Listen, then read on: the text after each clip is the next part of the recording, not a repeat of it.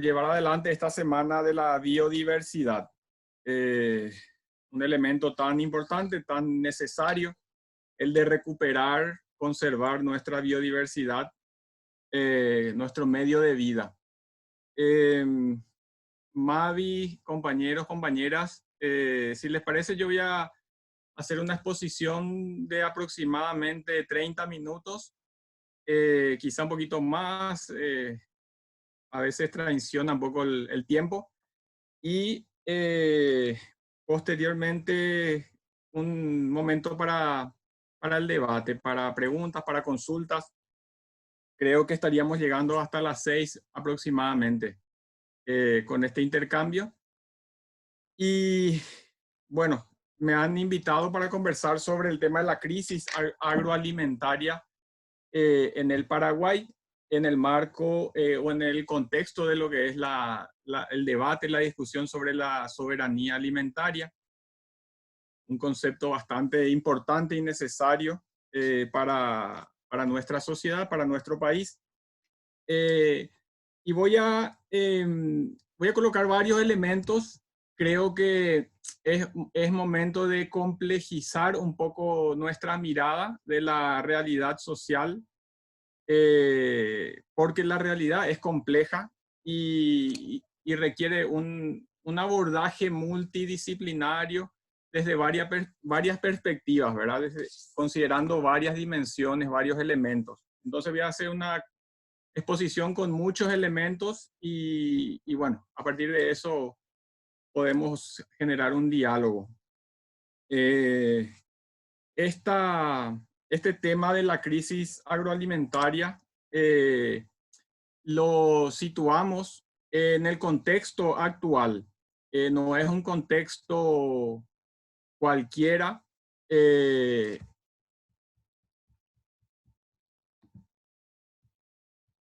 Un ratito. El contexto actual está marcado por una coyuntura nacional e internacional bastante compleja, donde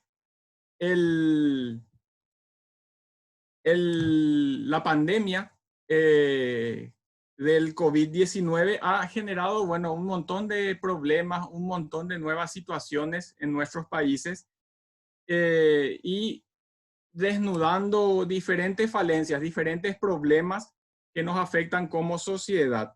En el caso paraguayo, el primer caso del COVID-19, del coronavirus, se dio el 7 de marzo, ya hace más de 2 meses. Esto se había iniciado en China en enero. Después se fue expandiendo a otros países, muy notoriamente en la zona europea, con una situación crítica realmente. En el caso paraguayo, tuvimos entre comillas, la suerte de ver venir el problema, de ver lo que estaba pasando en China y principalmente en países europeos como Italia y España. Y en base a eso que estaba ocurriendo, bueno, en Paraguay se adopta la política del aislamiento, la política denominada de cuarentena, en un momento temprano, el 11 de marzo, ya hace poco más de 2 meses. Y esa política de aislamiento fue realmente acertada en ese momento. Fue una política que permitió que la pandemia, el coronavirus, no impacte de una manera muy fuerte en nuestro país. Fue tomada realmente con muy buen criterio en un momento donde era necesario evitar una propagación muy rápida de esta enfermedad en el país. ¿Y por qué decimos que fue una política acertada en ese momento? Porque el Paraguay, así como otros países, no estaba suficientemente preparado para afrontar una situación como esta. El país nuestro país tenía o tiene muchas debilidades de tipo estructural, debilidades en diferentes ámbitos que podían haber hecho que la pandemia tenga impactos más graves, ¿verdad? Entre esas debilidades estructurales podemos mencionar un sistema de salud bastante precarizado, fundamentalmente el sistema público de salud. No contamos en la coyuntura actual y con más fuerza, 2 meses antes de la actualidad, no contábamos con un sistema de salud preparado para afrontar la situación. Eh, Teníamos escasos recursos humanos preparados, escasa infraestructura, hospitales, unidades de terapia intensiva, muchas carencias realmente en el plano sanitario, ¿verdad? Escucho por ahí, alguien habla. Sí, profe, ahí ya le desactivé el micrófono. No, no hay problema. Por ahí me avisan cualquier cosita. A esta debilidad del sistema sanitario se sumaban otras debilidades en el país. Por ejemplo, nuestra debilidad fiscal, nuestro sistema presupuestario, nuestro sistema tributario. No teníamos y aún no tenemos la fortaleza económica desde el sector público para afrontar una coyuntura tan compleja como esta. O sea, nos agarra una emergencia, en este caso sanitaria, pudo haber sido una emergencia de otro tipo. Conocemos la experiencia de las inundaciones, que genera una situación crítica cada 2, 3, 4, 5 años. Ahí aprovecho a saludar a Carmen Castillo, que nos está mirando en este encuentro, que es una habitante del Bañado Norte, que conoce mucho de esta vivencia, pero decía que no teníamos la preparación económica, fiscal, para afrontar una situación como esta. Tal es así que se tuvo que recurrir nuevamente al endeudamiento para sortear esta situación. O sea, con recursos muy escasos a nivel estatal, resultado de de la baja recaudación tributaria es que se habilitó un endeudamiento extraordinario de 1.600 millones de dólares en la ley de emergencia aprobada en marzo pasado. Bueno, estos son dos ejemplos de los problemas o las debilidades que tenía el sistema social y político paraguayo, a los cuales se suman otros, ¿verdad? Debilidades en el plano educativo, en el plano laboral, en el mercado laboral. La pandemia, la situación de emergencia desnudó también la crítica situación laboral en el Paraguay, los problemas de trabajo, de empleo que tenemos en nuestro país. Eso que vemos pero no vemos cotidianamente, o vemos y no queremos ver suficientemente, que en el Paraguay tenemos graves problemas a nivel de empleo, de trabajo, de oportunidades para la población. Y esto fue claramente o visualizado con más claridad en esta coyuntura, ¿verdad? Un dato que refleja esta situación es que el 71% del empleo de los trabajadores están en el sector informal. En el Paraguay, 71% es una cifra altísima de trabajadores cuentapropistas, pequeños comerciantes, vendedores ambulantes, gente que trabaja por cuenta propia, trabajo doméstico, pequeños agricultores familiares. Y en este sector predomina, del sector informal, del sector cuentapropista, el trabajo diario, en el sentido de ganarse la vida diariamente. Uno vive al día, por lo general no tiene un ahorro, no tiene recursos económicos guardados, sino que son sectores que viven al día de los ingresos que van generando en su actividad económica. Entonces, un dato de la estructura social y económica paraguaya es este. Tenemos serios problemas para generar empleos de calidad para la población paraguaya. Empleos con calidad es con contratos, con estabilidad laboral, con salario mínimo al menos, con seguro social, con algunos beneficios laborales. Esta es una minoría en nuestro país y en una situación como esta, esto se agudiza, ¿verdad? Porque la gente vive al día y al no poder trabajar por la política de aislamiento, de paro, se resiente con mucho más fuerza la caída de los ingresos de las familias, de las personas. Y lógicamente sin ingresos, eso va a repercutir en muchas dimensiones de la vida familiar, en la alimentación, en la recreación, en el pago de diferentes servicios básicos, etc. Bueno, y otra faceta, digamos, de esta crisis coyuntural generada en el marco de la pandemia o visualizada en el marco del coronavirus es el tema de la vulnerabilidad alimentaria del Paraguay, un tema no siempre visualizado con la seriedad o con la responsabilidad que merece.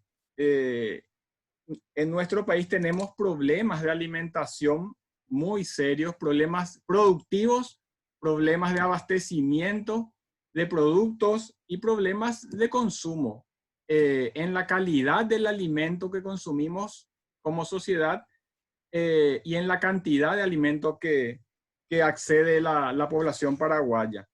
En relación a esta cuestión alimentaria, cómo se vivió o se reflejó esta vulnerabilidad, esta debilidad en esta pandemia. Por un lado, el tema de los precios de los alimentos, el encarecimiento de precios.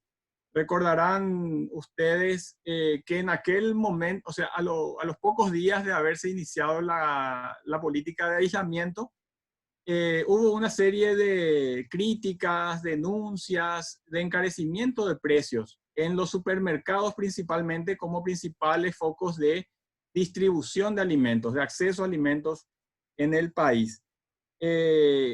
Hubo aumento de precios muy pronunciados en poco tiempo, más o menos en 10 días de iniciada la cuarentena, se tenía ya una inflación, un incremento de precios de, en algunos casos, hasta 150% de encarecimiento. En otro caso, un aumento del 100%. En productos agrícolas principalmente, frutihortícolas, como la cebolla, la papa, la naranja, el tomate, otras frutas y hortalizas también. Le muestro algunas, así de paso, algunas noticias o algunos titulares de ese momento. Decía, por ejemplo, Capasu, la Cámara Paraguaya de Supermercados reconoce el aumento de precios y culpa a los importadores. Esta noticia era, aquí dice abajo, del 23 de marzo, 12 días después de iniciar la cuarentena. Entonces, el gremio principal de distribución de alimentos reconocía este problema de encarecimiento de los alimentos y culpaba a un sector concreto, a los importadores de alimentos. Una señal, los que traen alimentos desde otros países. Esto nos muestra que el encarecimiento de precios estaba vinculado a la provisión de alimentos, a los supermercados y a la población. Y esa provisión estaba dependiendo y sigue dependiendo fundamentalmente de la importación de productos agrícolas, no de la producción nacional, no de la producción paraguaya, que es escasa la producción de alimentos diversificados, no de soja, porque soja es fundamentalmente un commodity de exportación, no un alimento de las familias paraguayas. Entonces, esta dependencia alimentaria hizo que se encarezcan los alimentos, como decía, por la crisis de la agricultura minifundiaria, la agricultura campesina, la agricultura diversificada, que se encuentra sumamente debilitada para proveer porotos, maíces nativos, frutas, tomates, hortalizas, entre otros rubros, ¿verdad? Entonces, en ese contexto, incluso la protesta de la gente hizo que el Ministerio de Agricultura tenga que intervenir y el ministro de Agricultura, Friedman, en un momento dijo, esto es un problema con los importadores y reconoció que el Paraguay en esta coyuntura depende en un 95% en frutas y hortalizas, en ciertas frutas y hortalizas para la alimentación. O sea, un dato dramático que reconozca el propio gobierno depender en un 95% en rubros fundamentales de la alimentación, denota realmente lo mal, digamos, que estamos en una política productiva y alimentaria en el país. Aquí, en esta otra nota que comparto, dice justamente el ministro Friedman, el Ministerio de Agricultura responsabiliza a proveedores argentinos por suba de precios. Productos frutícolas se disparan. Nuevamente, proveedores argentinos por suba de precios. O sea, el problema del encarecimiento de alimentos viene de la dependencia de los proveedores, de los importadores, los proveedores de productos hortícolas, frutihortícolas del extranjero. Entonces, esa era una faceta, digamos, de esta situación de la vulnerabilidad alimentaria, entre otras. Otra dimensión de este problema es la escasez de semillas en el país, la escasez de semillas para productos alimenticios diversificados. Hay una escasez de semillas, se depende de la importación también de semillas, fundamentalmente en lo que son rubros hortícolas como locote, tomate, entre otros. Y bueno, ese es un problema que se viene agravando, no hay una política de recuperación de semillas nativas y en la actualidad parece ser que el Brasil ha prohibido la exportación de semillas por la crisis que están viviendo actualmente en Brasil. Esto se ha mencionado en estos días desde el Ministerio de Agricultura, que Brasil está prohibiendo la exportación de sus semillas para priorizar el mercado brasileño, el mercado interno. Entonces nosotros nos quedamos sin semillas, lógicamente sin producción y con mayor dependencia de la producción extranjera para alimentarnos. Entonces, ahí se puede agravar más esta situación del sistema productivo y alimentario paraguayo. En ese contexto se dio el fenómeno como respuesta desde la sociedad, desde el pueblo, principalmente desde los sectores más vulnerables, más los sectores empobrecidos, sectores menos favorecidos por la economía y por el Estado paraguayo. Se dio una respuesta casi natural con el fenómeno de las ollas populares. Las ollas populares que son una manera de responder al problema alimentario, al hambre, a la falta de ingresos económicos y por ende de alimentos. Entonces las ollas populares son un protagonista de esta coyuntura, se multiplicaron, empezaron en algunos barrios populares, pero se extendió por todo el territorio nacional.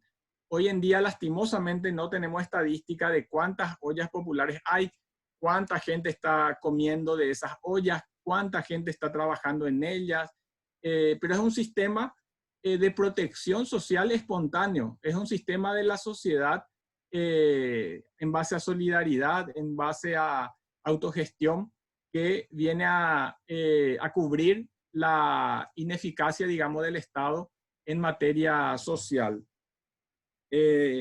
A manera ilustrativa nomás, comparto una noticia muy actual sobre esto, ¿verdad? De las ollas populares. Esta noticia es del 16 de mayo, de hace 3 días. Dice el diario Última Hora: desempleados de Ciudad del Este sobreviven gracias a unas 700 ollas populares.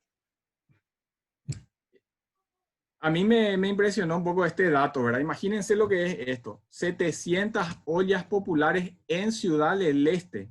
Estamos hablando de la capital de Alto Paraná, estamos hablando de la ciudad, no del departamento, de una ciudad donde se están gestionando 700 ollas populares para que la población pueda seguir comiendo. Si incluimos los datos de Asunción, de Central, de otros departamentos del país, llegaríamos a miles y miles de ollas y de personas que están comiendo de este sistema comunitario social de alimentación. Si fuesen 100 personas las que en promedio se alimentan de una olla popular, en algunos casos son 200, en otros casos son 50, en otros casos son 150 personas, en promedio 100 personas. Estamos con este dato de que en Ciudad del Este 70.000 personas están comiendo de ollas populares. Imagínense 70.000 personas.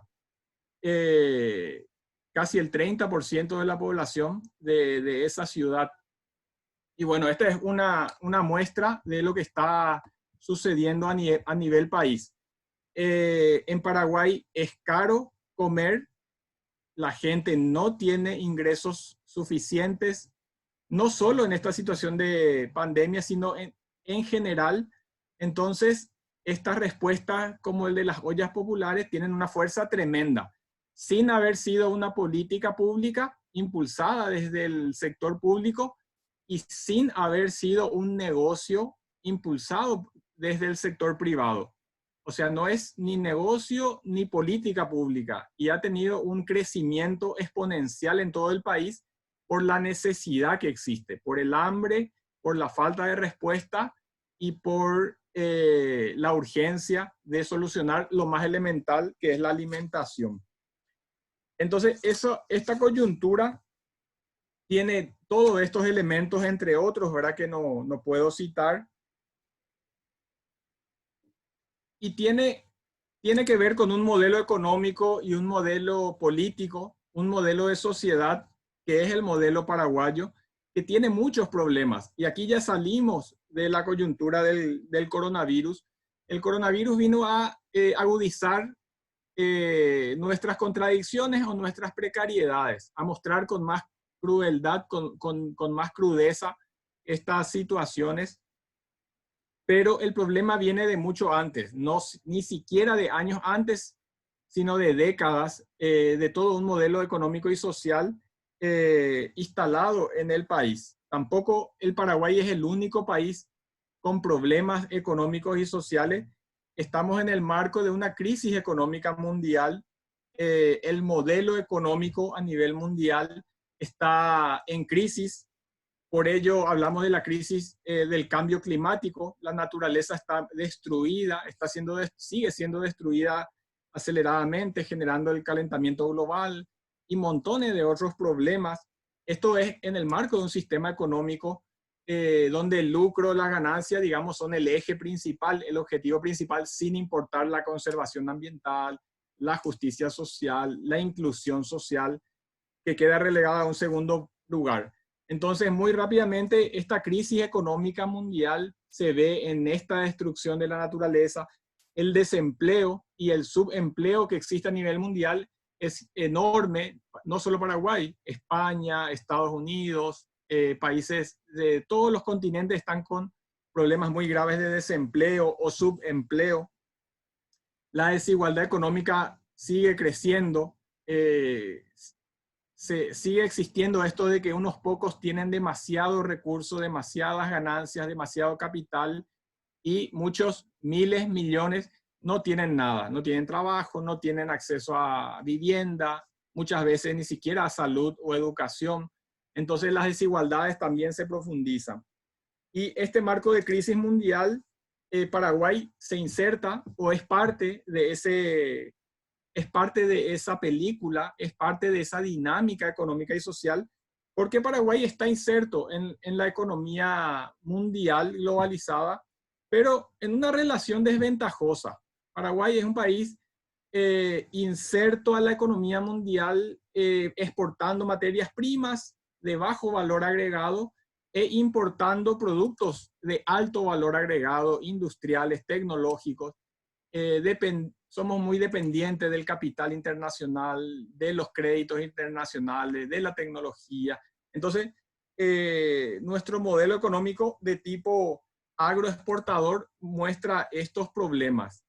Ahora no hablaremos de esto, pero bueno, el modelo económico agroexportador se instaura en Paraguay a partir de la posguerra de 1870, la posguerra del siglo XIX, donde se empezó a construir una economía agroexportadora, o sea, una economía a partir de la propiedad, podemos decir, latifundista de la tierra, para generar materia prima para exportación, ya sea en un primer momento madera, hierba, la explotación del quebracho, el tanino, la ganadería también, y eso llega hasta nuestros días con otros rubros, ¿verdad? Con la soja, con la carne, con el maíz, con algunos rubros de exportación.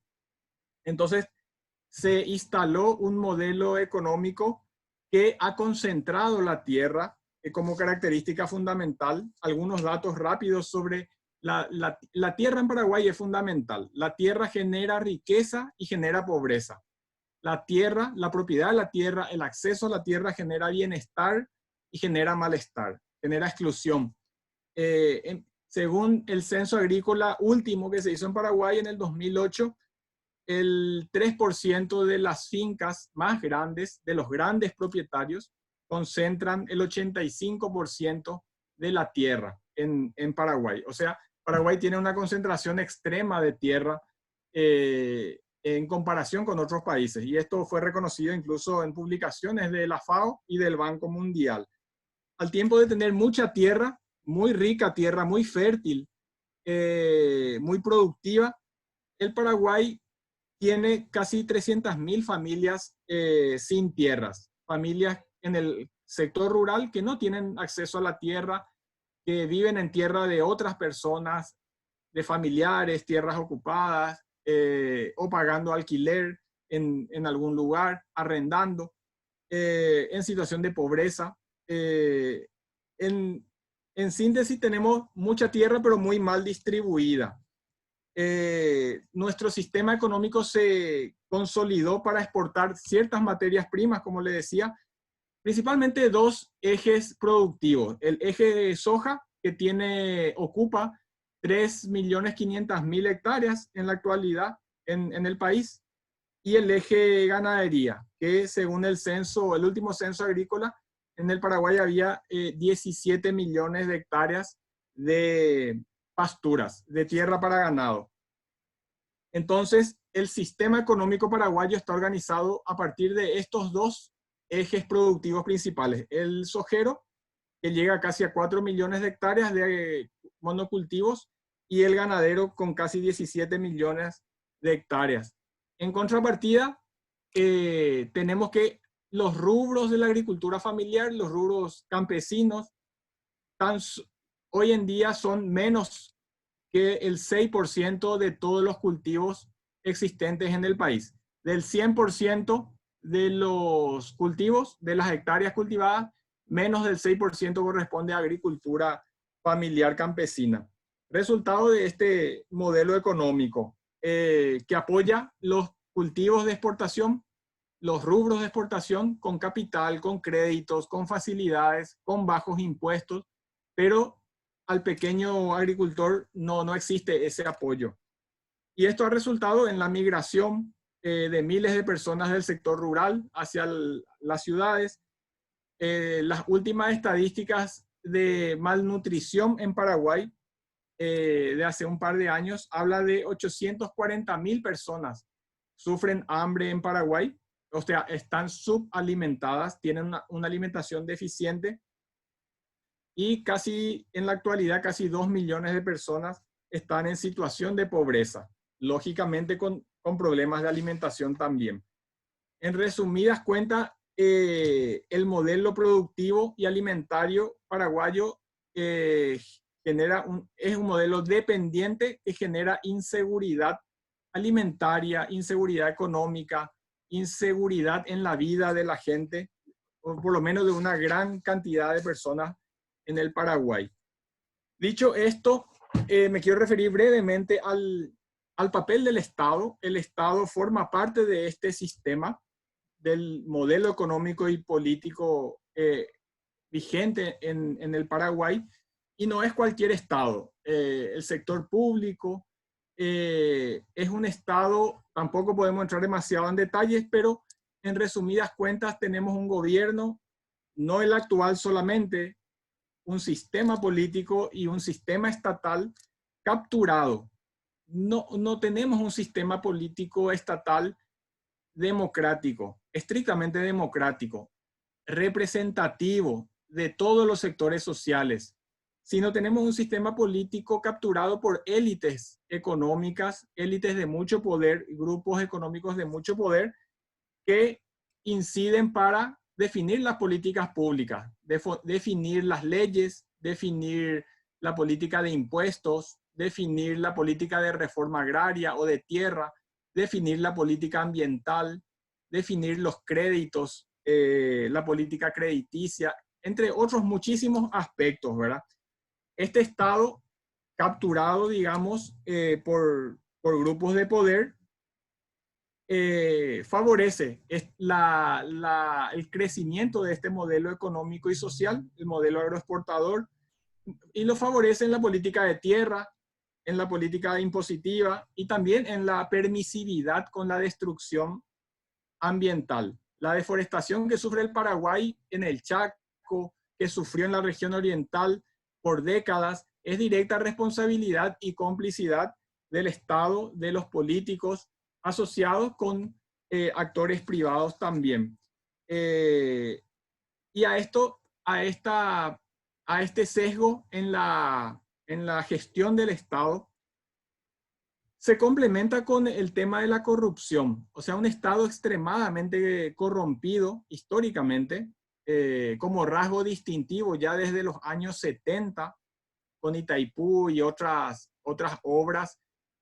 Y ya en adelante, tenemos un Estado corrompido estructuralmente, donde se hacen negocios con todo. Y se hace negocio con la ineficiencia del Estado en garantizar derechos, en garantizar alimentación, salud, educación, tierra para la gente. Entonces, donde no llega a satisfacer las necesidades, por ejemplo, en la provisión de alimentos para la población, se genera toda una rosca mafiosa, un sistema para importar estos alimentos, todo lo que es el fenómeno del contrabando, donde no son solo actores privados quienes hacen el contrabando de mercaderías, de productos, sino hay funcionarios de aduanas, de entes de fiscalización, del SENAVE, del Ministerio de Agricultura, que también forman parte del esquema. Esto de actividades legales e ilegales que se van dando con complicidad muchas veces, se ve en el tema alimentario, con el contrabando, se ve en el tema de la política de tierra, con la especulación inmobiliaria y otros problemas, otros negociados que hay en torno al tema de la tierra, un tema enorme para hablar. Entonces, no me puedo más extender, pero el Estado es un factor determinante en la situación alimentaria y social actual que vivimos en el Paraguay. Bueno, pasando rápidamente eso, volvemos a la coyuntura actual, pandemia, crisis social, crisis económica. ¿Cuáles son las salidas, verdad? La crisis siempre se dice, y es así, las crisis son oportunidad para cambiar, para ver en qué estamos mal y intervenir sobre la realidad, proponer y avanzar con cambios. Pero es oportunidad que puede aprovecharse o no. La crisis también puede permitir fortalecer los males, los problemas que nos trajeron hasta el punto actual. O sea, puede haber una salida transformadora o puede haber una salida conservadora. Y las fuerzas sociales actúan en uno y otro sentido. Entonces, en la línea conservadora, digamos, donde se reclama volver a la situación previa a la cuarentena, o sea, reactivar la economía tal cual era, sin cambios, sino volver a funcionar con el modelo agroexportador, con los supermercados como principal eje de distribución de alimentos, con todo el desastre ambiental que acompaña al modelo. Esa sería una salida, volver a esa normalidad, de la normalidad del modelo agroexportador y reforzada por una política ya propuesta desde el gobierno, la reforma del Estado, pero no cualquier reforma del Estado. La reforma del Estado puede ser muy buena, puede ser más o menos y puede ser mala. La reforma del Estado que se propone actualmente, yo la califico entre las opciones malas, porque es una reforma del Estado que apunta principalmente a achicar el Estado. Achicar el Estado, o sea, reducir salarios, reducir empleo público, reducir el tamaño del Estado, reducir el rol del Estado en la sociedad y en la economía. Y la pandemia lo que mostró es que Paraguay necesita más Estado para garantizar salud pública, educación pública, con capacidad de generar clases virtuales, infraestructura en tecnología, más Estado para promover la soberanía alimentaria, una política de tierra, fomentar las pequeñas y medianas empresas. Entonces, la reforma del Estado, como se está planteando, va en la dirección contraria. Es achicamiento, reducir el Estado cuando Paraguay necesita un Estado mucho más activo en la promoción del desarrollo social y el desarrollo económico. Este camino o esta salida conservadora nos proyecta, y es la salida más o menos que está tomando fuerza, nos proyecta hacia un futuro.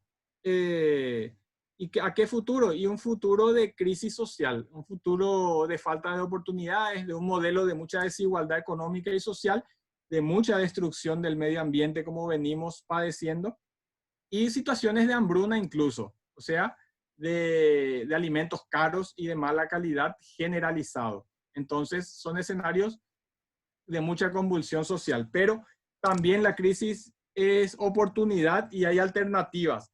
Se puede salir de esto con una reforma de la sociedad, con cambios sociales más estructurales en la economía, en lo productivo, una reforma del Estado enfocada en la gente, en la salud, la vivienda, la educación, el empleo, la seguridad social, la naturaleza, una reforma del Estado distinta, no de recortes, sino de intervención social en alianza con diversos actores, apuntando a un nuevo modelo. Y ahí hay ideas, fuerza que nos orientan: la soberanía alimentaria, o sea, producir lo que necesitamos para alimentarnos bien, sanamente, el cuidado de los recursos naturales y la biodiversidad.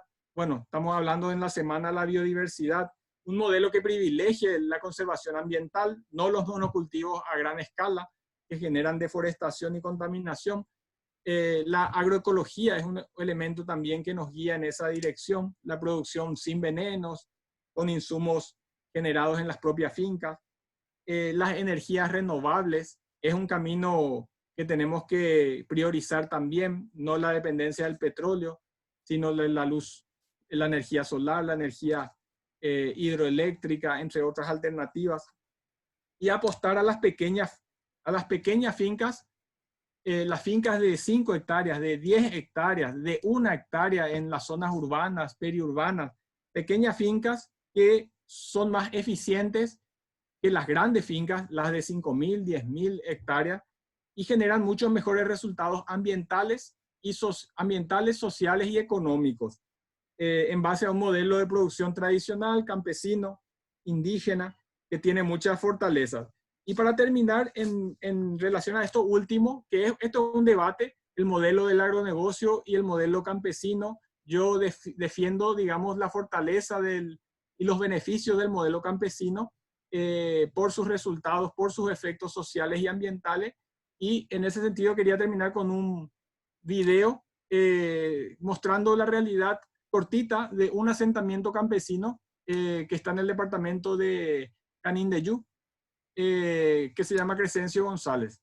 Entonces, les comparto, espero que puedan ver la imagen, al menos, y con eso les comento y cerramos esta presentación.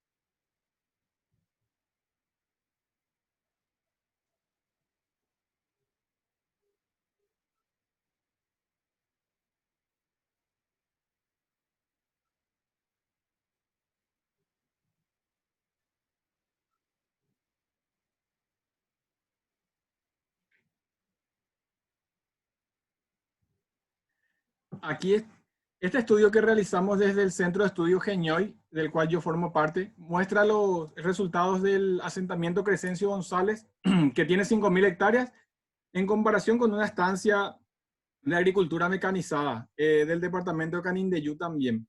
Y ahí encontramos en el asentamiento había 2.106 hectáreas de bosques, en la estancia mecanizada solamente 60 hectáreas de bosque conservado. Los cultivos eran 906 hectáreas, las pasturas 571 hectáreas. O sea, la superficie explotada en el asentamiento campesino era el 30% de la superficie.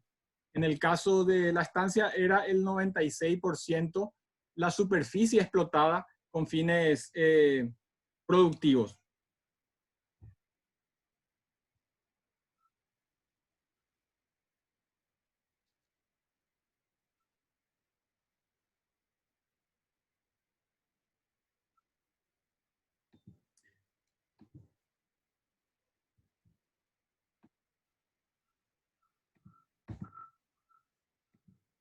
En relación al empleo que se generaba, encontramos esto a través de encuestas en las 271 fincas que conforman Crescencio González, 817 personas trabajando.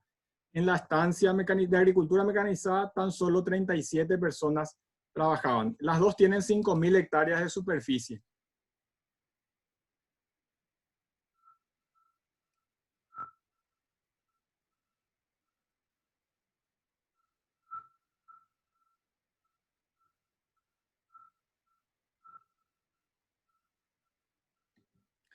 En relación al valor de la producción, encontramos algo muy interesante. Toda la producción del asentamiento campesino valorizamos, o sea, era una producción agrícola, cría animales y productos derivados como huevo, leche, queso, harina. Esa producción tenía un valor de 1,2 millones de dólares en el caso del asentamiento campesino. Y el costo total de producción, como es trabajo intensivo, no hay mecanización, no hay muchos insumos externos, el costo era $0,1 millón en el año, $100.000 aproximadamente. Entonces, el margen de beneficio encontrado fue de $1,1 millones en el asentamiento. Y en el caso de la estancia, el valor de las 4.800 hectáreas de cultivos llegaba a $5,3 millones, pero el gran problema de la agricultura mecanizada, entre otros problemas como la contaminación, es el costo elevado de producción, el $4,6 millones en costo, lo que dejaba un margen de beneficio de solo $700.000 en un año.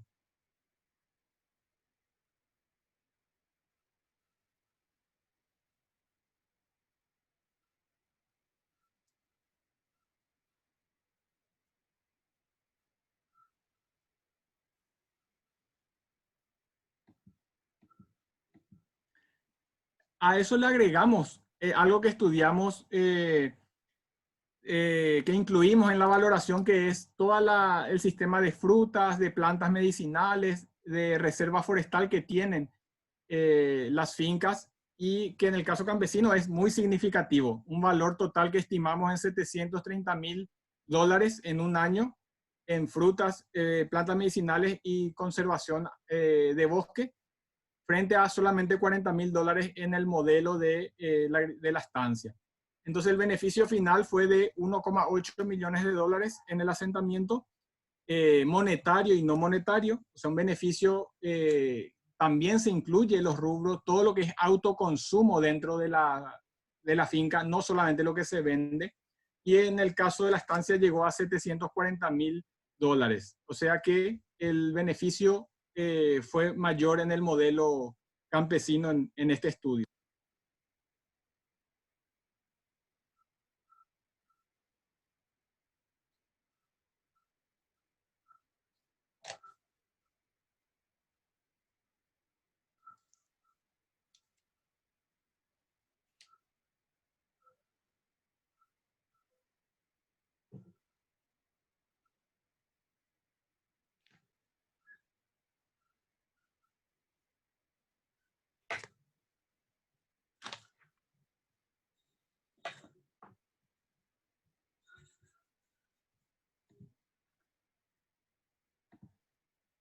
Bueno, con eso yo quería mostrar un ejemplo de que hay alternativas y que hay que pensar en esas alternativas, desarrollar esas alternativas, y no quedarnos con una visión única del desarrollo.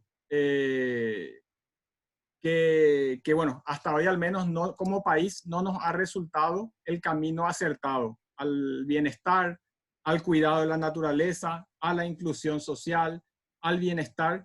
Entonces, quería compartir este estudio que está disponible para todos los que quieran en la página web de Genioy. Genioy, y ahí van a encontrar el estudio y un video, este mismo video que les acabo de presentar. Bueno, me pasé mucho del tiempo, Mavi. No, profe, por favor. No, vos Pero eras bueno, el jefe. ahí colocamos un montón de cosas y bueno, a disposición por si la gente quiera comentar, preguntar, criticar. Sí, justo acá me pasaron unas cuantas preguntas, profe, que te voy a estar leyendo. Y dice, ¿por qué es que no podemos producir todo el año si es que en Paraguay todo lo que se planta crece? Solamente por falta de inversión, solamente por falta de apoyo. ¿Por qué es que el tomate argentino, el locote argentino, vienen con tan buen precio, entran al Paraguay y nos quitan el mercado, incluso a nuestros propios productores, a nuestros propios tomateros? El año pasado estuvieron tirando miles de kilos de tomate por esta competencia, y sencillamente es por la inversión que existe. Hay, en el caso argentino, en el caso brasileño, hay inversión, hay apoyo del Estado, hay una planificación, hay invernaderos para los rubros hortícolas, hay sistemas de riego, hay semillas adecuadas a las necesidades de los productores, hay créditos adecuados también en tasas de interés y en plazos. O sea, hay una política pública, una política de tierra, una política de comercialización que permite producir todo el año y en buena cantidad y buena calidad.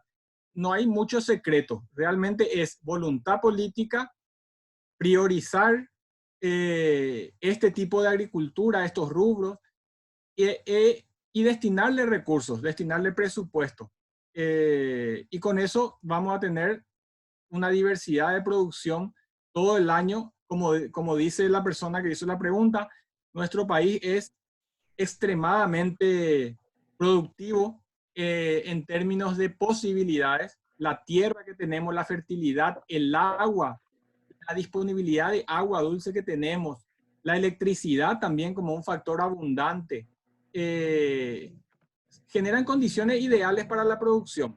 Nosotros podríamos producir diversificadamente con soberanía alimentaria y con diversidad, pero ahí hace falta decisión política y esa decisión política no viene exclusivamente de los políticos.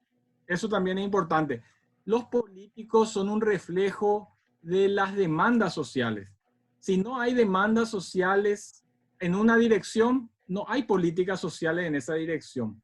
O sea, necesitamos que la sociedad, nosotros, los que estamos aquí hablando, discutiendo, y miles de otras personas, organizaciones sociales, demanden, exijan una nueva dirección al modelo productivo, al modelo económico, eh, y bueno, y que en base a esa presión, a esa demanda ciudadana social, el sector político, bueno, reoriente sus prioridades y sus acciones que hoy no responden a las necesidades de la gente. Por ejemplo, en esto, en planificar una producción abundante y sostenida durante todo el año.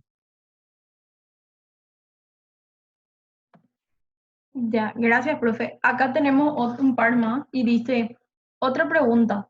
¿Cómo es posible que Paraguay no tiene una política de recuperación o almacenamiento de semillas? Y yo hago la misma pregunta. Nosotros somos un país agropecuario, la agricultura es parte de nuestra historia, de nuestra cultura, y no tenemos políticas tan elementales como esa, ¿verdad? De recuperación de nuestras semillas nativas, criollas, que son ricas, que son productivas, y lastimosamente no tenemos por la falta de interés y porque la propia política de semillas se orienta a lo que hablaba hace rato, a los rubros de exportación, a los rubros que más renta generan. Entonces, el IPTA, el Instituto Paraguayo de Tecnología Agropecuaria, prioriza la investigación de semillas de soja o de semillas de algún rubro de renta, pero no hay una política para recuperar nuestras semillas. Hoy día dependemos totalmente, 100% de la importación de semillas hortícolas. En Paraguay no producimos, no tenemos semillas de tomate, locote, de una variedad de productos de lechuga, y ahora Brasil decidió dejar de exportar su semilla por la situación de crisis que está generando el coronavirus. O sea, ¿en qué situación nos vamos a encontrar dentro de unos meses? Y puede ser más grave de la actual. O sea, no puede ser que no tengamos ese tipo de políticas. Ahora, como es una urgencia y no hay respuesta en este sentido, se está trabajando desde organizaciones de la sociedad civil.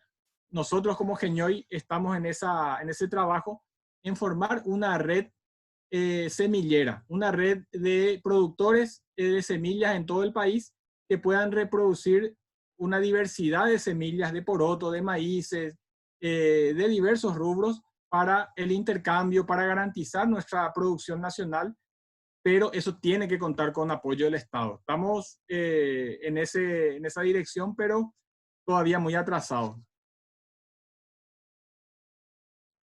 Y nos queda una que dice, piensa que podría existir una rentabilidad 100% verificada en huertas urbanas. No entendí bien. ¿Una habilidad? Sí, rentabilidad del 100% en huertas urbanas. No entiendo qué quiere decir realmente cuando habla de 100%. Las huertas urbanas son una oportunidad, son una salida interesante que se está viendo en otros países. En Argentina, en España, creo que también se está hablando de cinturones verdes en torno a las ciudades. Se está promoviendo la producción de huertas masivamente en las zonas periurbanas, en los cordones de las ciudades, porque se ha demostrado también que la producción tiene que estar cerca de los mercados de consumo. El modelo agroindustrial hizo que comamos algo que se produce en China y se trae acá, o que lo que se produce acá se lleve hasta la India, la China, se procese y se coma. Hoy día está demostrado que cuanto más cercano es el lugar de producción al lugar de consumo, el producto es más natural, el producto es más sano, el producto es más nutritivo. Entonces hay que promover los mercados locales y la producción cercana a los mercados locales. Entonces nosotros como acá en Asunción Central no podemos seguir dependiendo de la importación de tomates argentinos, de naranjas, piñas del Brasil. Necesitamos fortalecer nuestra producción en el campo y también en las zonas urbanas, en las zonas periurbanas. Entonces las huertas urbanas es una respuesta. Incluso mucha gente lo toma para su autoconsumo, ni siquiera para la venta, sino cultiva productos que consume y se ahorra un gasto familiar, ¿verdad? Sí, dicen, profe, ¿cómo plantea Giñoy en ese programa salvaguardar la genética de las semillas nativas y criollas, conociendo la voracidad de las grandes empresas para captar variedades y privatizarlas? Ese es todo un problema, ¿verdad? Bastante complejo el patentamiento de las semillas, del conocimiento tradicional. Eh, y bueno, ahí hay varias organizaciones, la Vía Campesina, Peñol, entre otras muchas organizaciones que están con una defensa, digamos, de la disponibilidad de las semillas. Eh, pero es un riesgo permanente. Incluso hay un convenio marco que ahora se quiere aprobar en Paraguay, se llama UPOP, UPOP 91, que es un convenio marco que facilita, digamos, el patentamiento de las semillas. Que, bueno, reclaman las grandes empresas para seguir, digamos, invirtiendo o controlando este insumo estratégico. Ahí hay que articular esfuerzos, ¿verdad?, en torno a la promoción de las semillas nativas, las semillas históricamente adaptadas al territorio paraguayo, a la geografía paraguaya, al clima del Paraguay. Eh, pero, como te decía, no tenemos esa política en esa dirección todavía. Se están gestando iniciativas desde la sociedad, desde las organizaciones sociales. Tenemos la suerte de contar en Genyoy con el ingeniero Miguel Loera, que es una persona que viene trabajando las ferias de semillas en Paraguay desde el año 2010. Y bueno, se está recuperando una tradición de cuidar, de reproducir las semillas y de evitar, de combatir la privatización o el patentamiento de un insumo estratégico fundamental que tiene que ser accesible a todos los productores, más allá de que pueda o no pueda pagar un costo por esa semilla.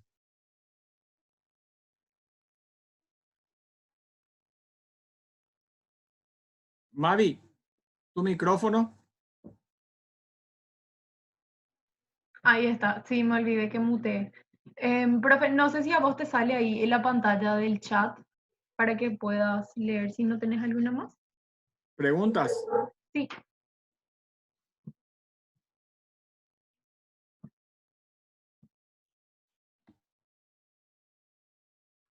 Dice si podemos disponer el vínculo al estudio y el video. No hay problema. Yo incluso le voy a pasar a Mavi el enlace al video y al estudio. Ahora mismo, a ver un poquitito si aquí lo tengo. No, no lo puedo ver.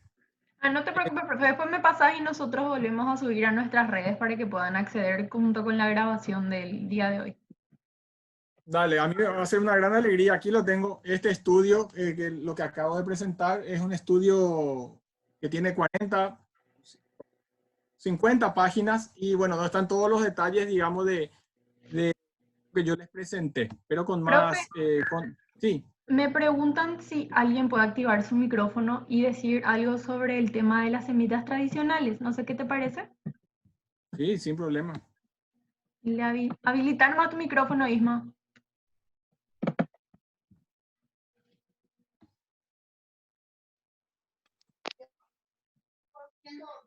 Hola, hola, Te ¿me escucho escuchan? bien. Sí, te Sí, Ismael escuchamos. González soy. Yo soy de San Pedro y soy funcionario del Ministerio de Agricultura y Ganadería. Quiero comentar nada más el tema de semillas tradicionales que se venía trabajando en el año 2011-2012 a través de un programa que se llamaba Programa de Producción de Alimentos financiado por el... Yo inicié con ese programa mi trabajo profesional como técnico de campo en la Dirección de Extensión Agraria, pero entonces veníamos haciendo ferias locales, regionales y nacionales de recuperación de semilla, donde cada productor llevaba las semillas que tenían disponible y hacían intercambio. Entonces, de esa manera se recuperaba muchísimo las semillas tradicionales, ya sea el cumandá, eh, el abatimorotí, que hay muchas variedades, el locro, incluso ramas de semillas de mandioca, varias semillas. Entonces, a través de esa actividad veníamos haciendo muy buen trabajo. Luego, en el año 2015, todo ese fondo del Banco Mundial fue transacción de extensión agraria del Ministerio de Agricultura y Ganadería y se dejó de trabajar de esa manera. Entonces, yo creo que es una muy buena alternativa, opción de hacer ese tipo de trabajo. ¿Cuál es el motivo por el cual, a través de mi experiencia en el Ministerio de Agricultura y Ganadería, por el cual los productores pierden mucho la semilla? Anteriormente, cada familia rural tenía sus bueyes y hacían su... ¿Qué pasa hoy en día? Puedo asegurar que menos del 10% cuentan con bueyes para preparación de suelo. Y con eso se suma la baja productividad del suelo a través de varios años de cultivo. Algunos tienen más de 40, 50 años de cultivo. Entonces, hoy en día los productores de preparación de suelo de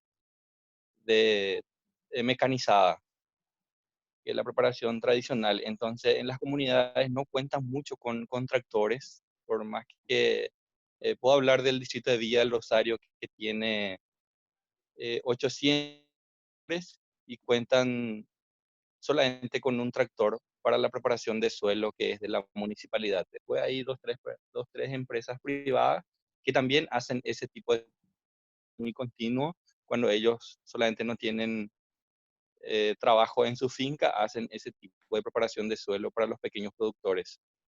A diferencia de otro de General Aquino, San Pedro, que cuentan, según base de datos del MAC, con más de 3.500 pequeños productores y solamente cuentan con 10 tractores disponibles para preparación de suelo. Entonces, yo creo que esos serían algunos de los motivos por el cual se van nacionales, que serían buenísimo implementar nuevamente el intercambio de semilla a nivel local, regional y nacional inclusive, para volver a semillas tradicionales de los pequeños productores. Gracias, Ismael. Es así como vos señalás, hay experiencias, ¿verdad? Esa del programa de producción de alimentos del año 2010, 2011, pero lastimosamente se fueron abandonando y hay que retomar. Tenemos todas las condiciones como país, mucha tierra fértil, agua, un clima espectacular, juventud, mucha población juvenil, también mucha población rural. Paraguay tiene la población rural más alta de Sudamérica eh, y pocas oportunidades en el sector urbano, o sea, pocas oportunidades laborales en el sector urbano para la población rural, inmigrante y jóvenes.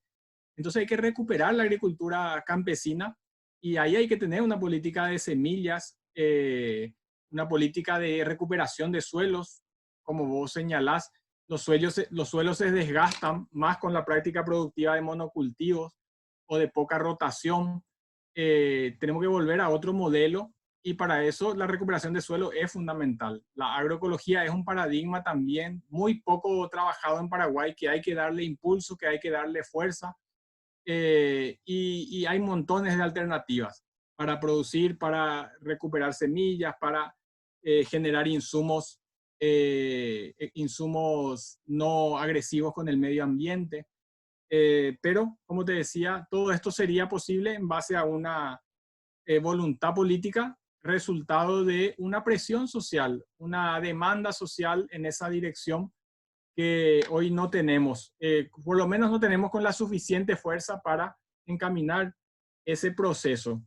Lo mismo sucede con el problema de la comercialización. Los pequeños productores comercializan lastimosamente en situación de desventaja a los campesinos, terminan mal vendiendo sus productos, su mandioca, sus diferentes rubros por precios ridículos, o sea que finalmente se venden en los supermercados por 5, 6, 7 veces el valor que recibe el pequeño productor.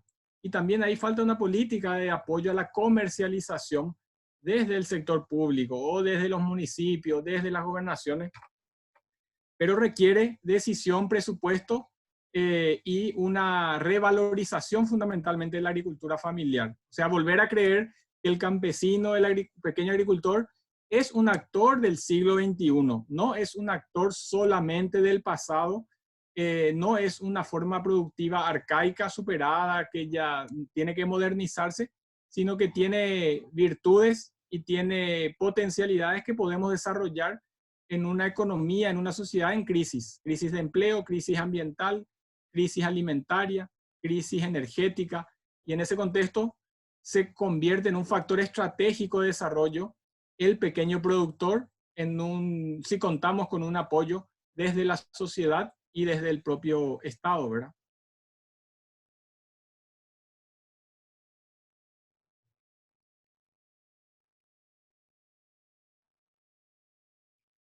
Creo que con eso podemos ir cerrando, profe. No sé si tenés algo más. Ahí leo una última pregunta. Sí, si vos lees perfecto, yo no puedo nomás ver por mi pantalla compartida. Veo que dice Carol Álvarez, ¿qué opinás de la reestructuración del MAC y la mesa agraria?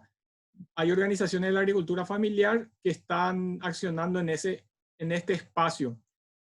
Y lastimosamente se dio esto, ¿verdad? Esta tensión entre el Ministerio de Agricultura y los entes autárquicos como el SENAVE, el INDER, el IPTA, entre otros entes, y que no, desde mi punto de vista, no tiene que ver con un debate sobre el modelo productivo, sobre las necesidades de desarrollo productivo en nuestro país, sino parece una puja de poder, una puja, quién controla el presupuesto de estas entidades, quién controla el funcionamiento de estas entidades. No lo estoy viendo como realmente una tensión, una reestructuración resultado de un análisis de qué necesita el país y en función a eso hacer una reestructuración del Ministerio de Agricultura. Además de eso, incluso el año pasado se aprobó la Ley de Agricultura Familiar que creaba el Viceministerio de Agricultura Familiar Campesina.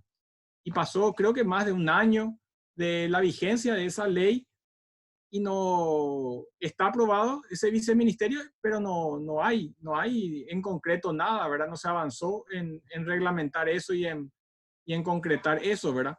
Me parece que las tensiones que hay en el sistema de MAC no reflejan las necesidades de los pequeños productores fundamentalmente, sino de actores, de otros actores realmente, que quieren tener un control mayor del sistema y bueno, por ahí se viene un poco la pelea que se está dando, ¿verdad? Pero el cambio en el sistema MAC es necesario, una reestructuración, una redistribución de funciones, de presupuesto, pero en base a un proyecto distinto del que hoy se tiene, y eso es lo que creo que no está suficientemente colocado todavía.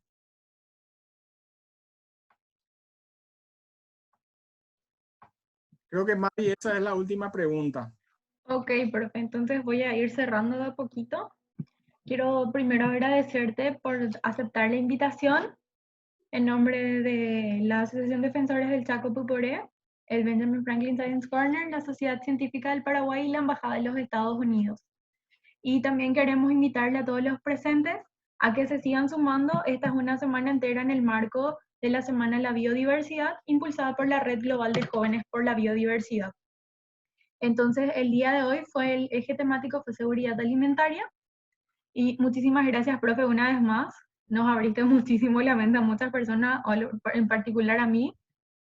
Y fue realmente enriquecedor poder estar en esta charla fenomenal que nos diste hoy. También tenemos algunas preguntas que vamos a ir lanzando en nuestras redes sociales del Instagram. Nos pueden encontrar como Defensores del Chaco y pueden participar. Vamos a tener algunos sorteos también al finalizar la semana a todos los que estén participando. El día de mañana nuestra actividad será sobre polinizadores. Se elige el 20 de mayo porque es el Día Mundial de la Abeja, reconociendo el valor importante que cumple esta especie en la naturaleza. Y entonces, en honor también a hacerle a los otros polinizadores, se establece el día miércoles 20 de mayo como el Día de los Polinizadores. Así que muchísimas gracias una vez más a todos los que se han sumado y muchísimas gracias, profe, una vez más. Mavi, antes de despedirme, Sí, profe. ahí en el chat de Zoom les copié la dirección de la página web donde pueden descargar el estudio que les comenté. Ok, profe, genial. Yo igual voy a repostear en nuestras redes para que la gente pueda acceder. Nos pueden encontrar en las redes sociales como Defensores del Chaco Puporé y también Benjamin Franklin Science Corner, que es el loguito que está aquí en la parte inferior, que tiene el cometa y un rayo. O si les es más fácil, nos pueden encontrar como Sociedad Científica, que nos suelen mencionar, y ahí también vamos a estar para que puedan acceder los participantes. Bueno, muchas gracias, Mavi. Muchas gracias, profe.